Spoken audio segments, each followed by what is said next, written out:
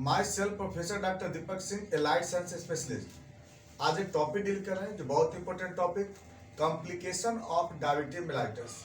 यानी diabetes mellitus जिसको हम जानते हैं, जिसको हम बोलते हैं एक चीनी का बीमारी बोलते हैं।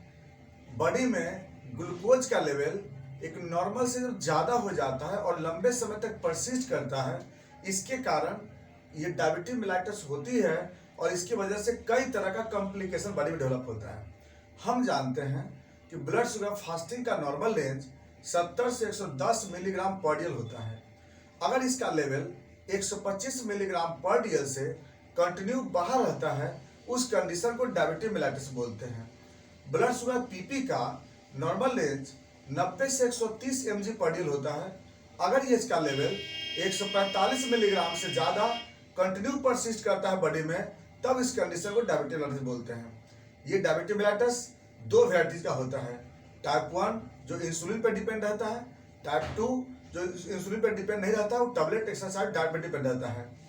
ये डायबिटीज मेलाइटस के बारे में बहुत सारी बात हम बता चुके थे। आज हम बात करने जा रहे हैं कि डायबिटीज मेलाइटस का कॉम्प्लिकेशन क्या होता है।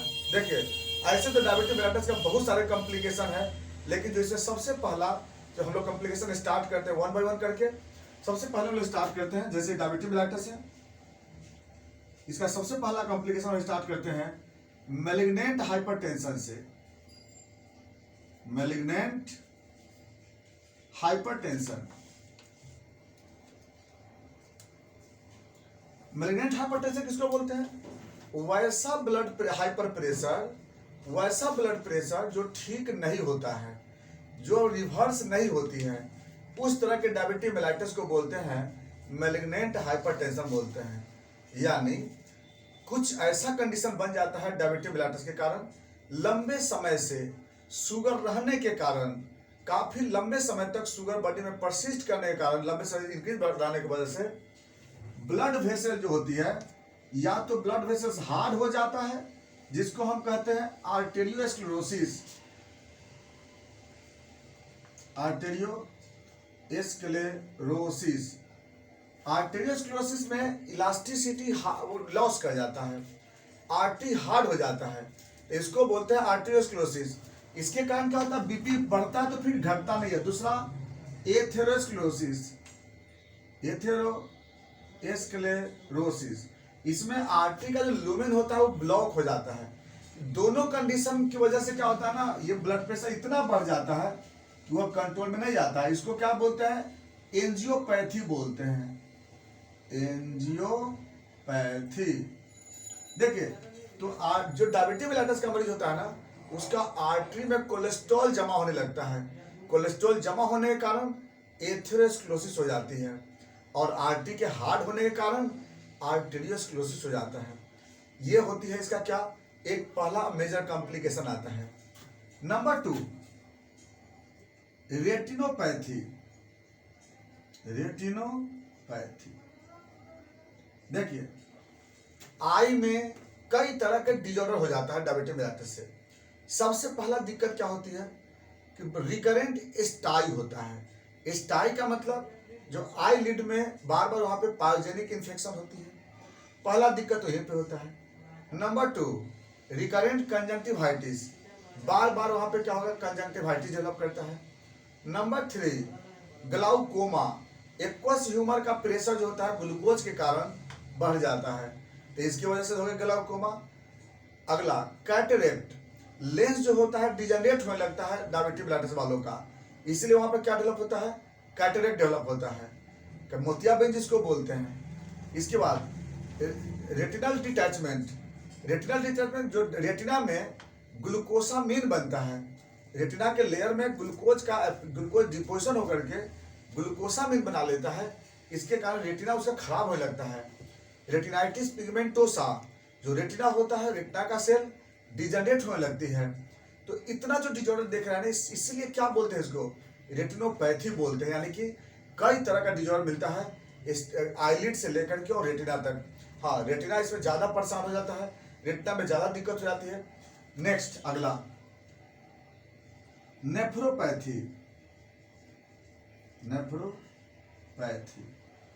नेफ्रोपैथी का मतलब होता है ग्लूकोज के बढ़े रहने के कारण विस्कोसिटी बढ़ने के कारण, ब्लड के गाढ़ा रहने के कारण ग्लोमेरुलर मेम्ब्रेन खराब होने लगता है, ग्लोमेरुलर मेम्ब्रेन डायलेट कर जाता है, और ये सबसे पहले दिक्कत होती है।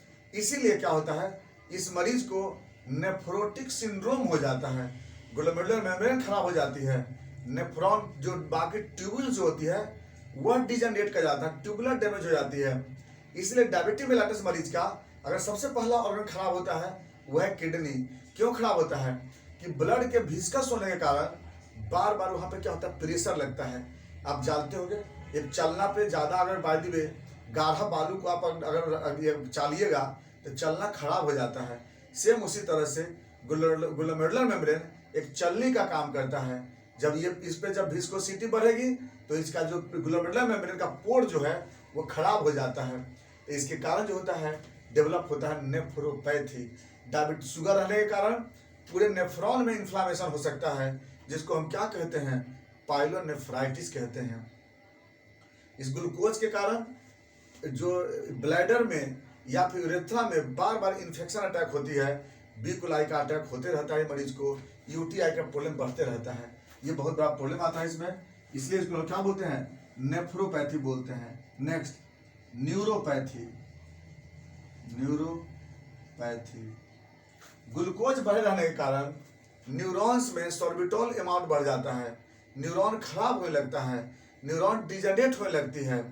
कब, जब इसमें ग्लूकोज ज़्यादा बढ़ जाता है तो सबसे पहले डिस्टल इंड का न्यूरॉन खराब होता है, पैर का जो तलवा है वहाँ पे सुनापन आने लगती है, वहाँ से ना पेन होना स्टार्ट हो जाता है, धीरे धीरे स्पाइनल कॉर्ड तक पहुँच जाता है। एक समय ऐसा होता है कि ब्रेन पोलियो तक हो जाता है।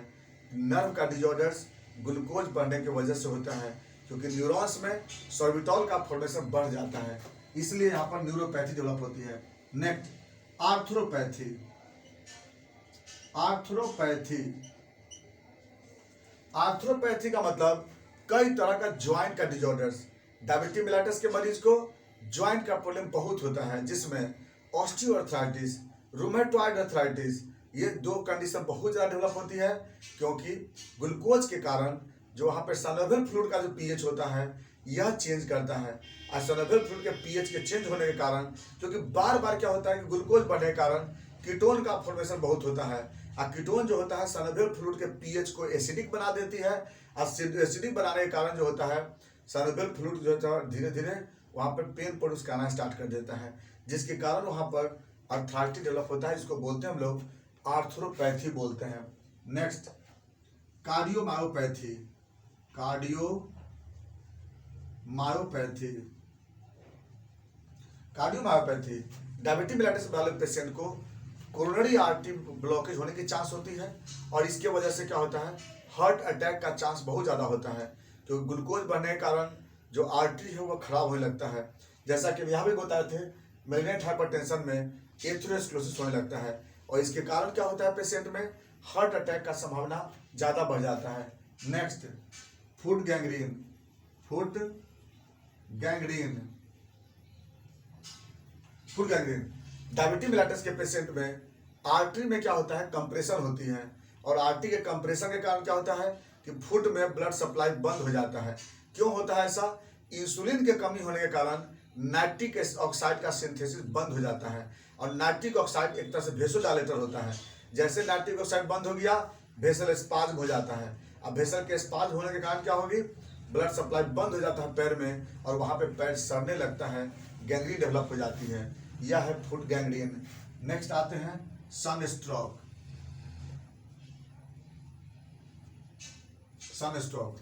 डायबिटीज मेलाइटिस के मरीज में पानी की कमी ज़्यादा होता है, पानी की कमी होने के कारण क्या होता है, जल्दी वह लूट अटैक ज़्यादा करता है, इसलिए क्या होता है, सनस्ट्रोक इसको बहुत होता है।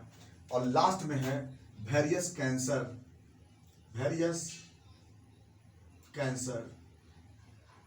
आपको मालूम है डायबिटीज मेलाइटिस के पेशेंट में जो साइटोटॉक्सिक टी सेल है वो कमज़ोर हो जाता है, और साइटोटॉक्सिक टी सेल जहाँ कमज़ोर होता है हमारे बॉडी में कैंसर होने के चांसेस बढ़ जाती है। ये देख लीजिए, जितना जो देख रहे हैं आप, ये सारे कॉम्प्लिकेशन है क्या चीज़ का, डायबिटीज मेलाइटस का, और इसके कारण जो होता है हमारे बॉडी में कई तरह के कॉम्प्लिकेशन आ जाता है।